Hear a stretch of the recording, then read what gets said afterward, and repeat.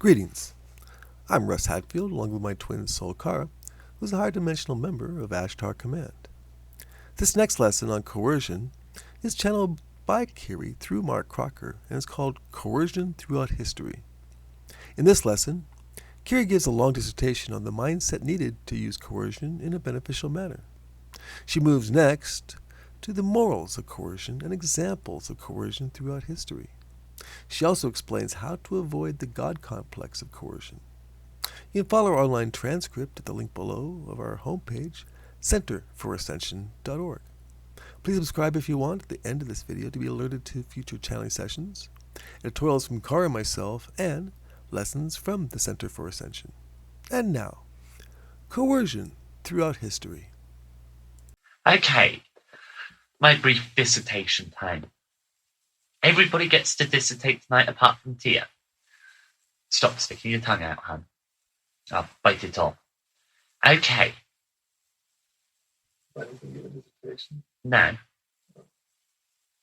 Every one of the regulars. Okay, let me see. Coercion and certain mindsets for using coercion in a beneficial way. How does coercion benefit us? Well, it is a tool that is used by an individual that is a coercer to be able to control and manipulate persons or entities or beings around them for a purpose that is beneficial to all parties.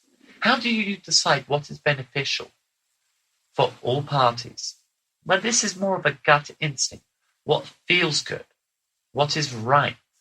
What you know to be morally, seems to be the flavor of the week, to be right. Is it moral to coerce somebody into giving you a job? I do love using this analogy, and I will use it over and over again. Is it morally right to coerce somebody to give you a job? Well, it depends on what the job is and whether or not you really need that job. If it is for betterment, then yes. If it is for self-service, no. Because coercion is one of those interesting little abilities that if you don't use it right, it will feed back on itself. And in doing so, it will cause harm to you. There are certain ways to keep on the straight and narrow. This, most frequently, is morals and gut instinct. Is it right? Is it wrong? Sometimes you don't have time to decide whether it is right or wrong, but do it. When you do find yourself in that situation, you can come back later and repair the damage that you have done. As long as you do it with good intentions at heart, it is easy to repair any damage that you might have done. If it is done with a self-serving purpose, and you know this, then it becomes more difficult to repair the damage that has been done, but more necessary to repair the damage that has been done. Because if that is left unaddressed, it will come back to haunt you at a later time. Coercion in itself is a good tool. It's a very useful tool. But it is one of the more harder ones to actually master and use beneficially. It is quite common, from what I have heard, on a third dimensional level, to use it in a negative way. Sometimes coercion is used in what appears to be a negative way. For example, let us take my favorite topic, somebody that is sexually repressed, and they have difficulty interacting in a sexual way. Using coercion to seduce a person like that wants to be sexually active and interactive is good, because it frees up their libido from being bottled up and pent up inside them. So by seducing somebody that wants to be seduced, but is used to having their sexual urges repressed, can be beneficial. Sometimes, however, you can unleash a monster,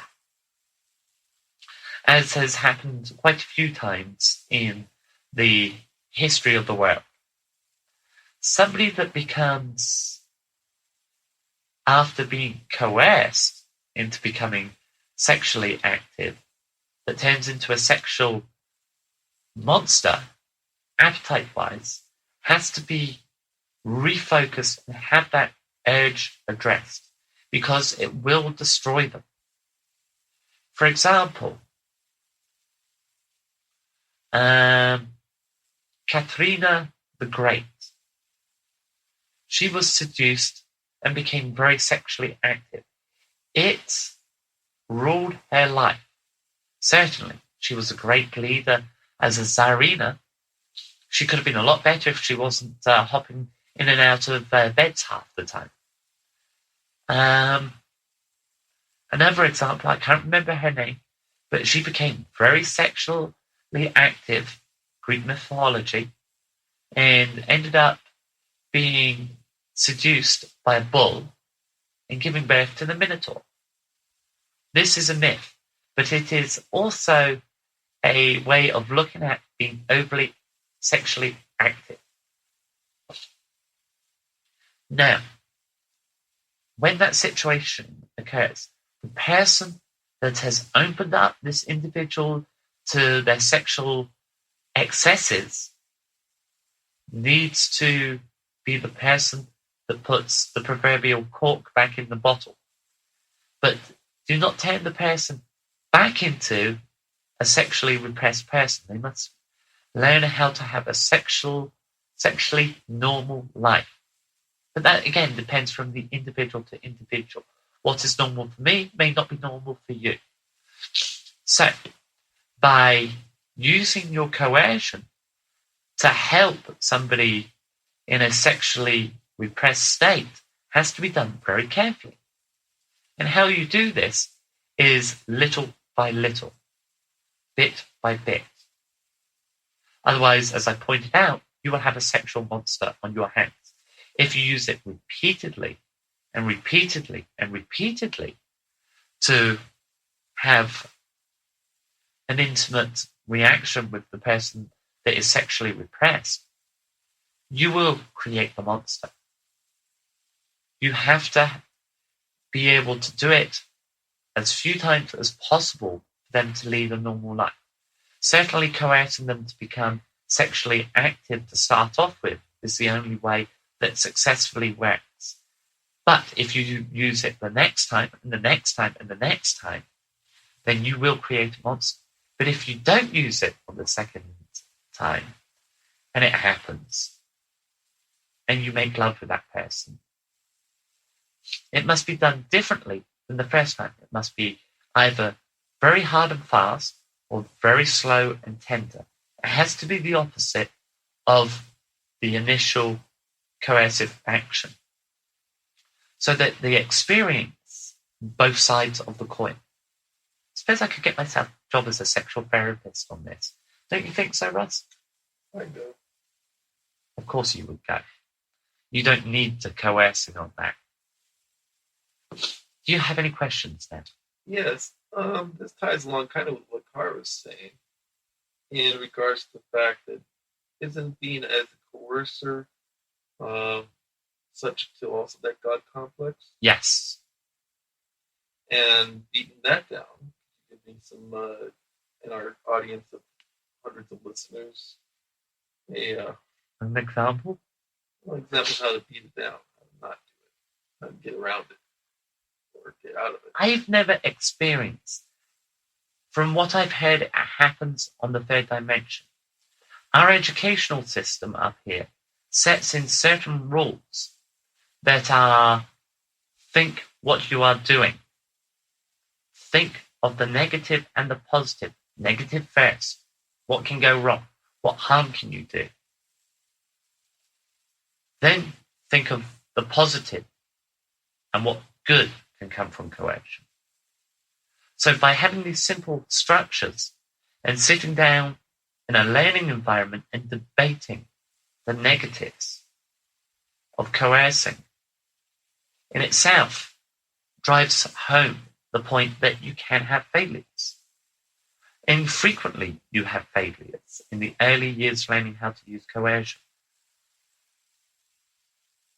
On the third dimension, I don't really have the experience to be able to tell you what you must do to overcome that God experience, except for, again, sooner or later, it will happen where you will be brought down. Okay. Well, I know you talked about that one corrupt courser on Sirius. Mm-hmm. And that sounds a similar situation with the other God complex. No. No, he just got his kicks from doing harm. Oh. Okay. Now, you did make one little statement there that I have a little problem with. Uh-huh. That maybe you can clarify. Where you said, through your studies, it appears to be it's much harder to act in a negative manner coercively on the third dimension. I meant that the opposite way around. Thank you. I had one or two little slight problems with that when you said that. It's easier on the third dimensional to, yes, coerce in a negative way. Say, wait a minute. Okay, yeah, that makes more sense now.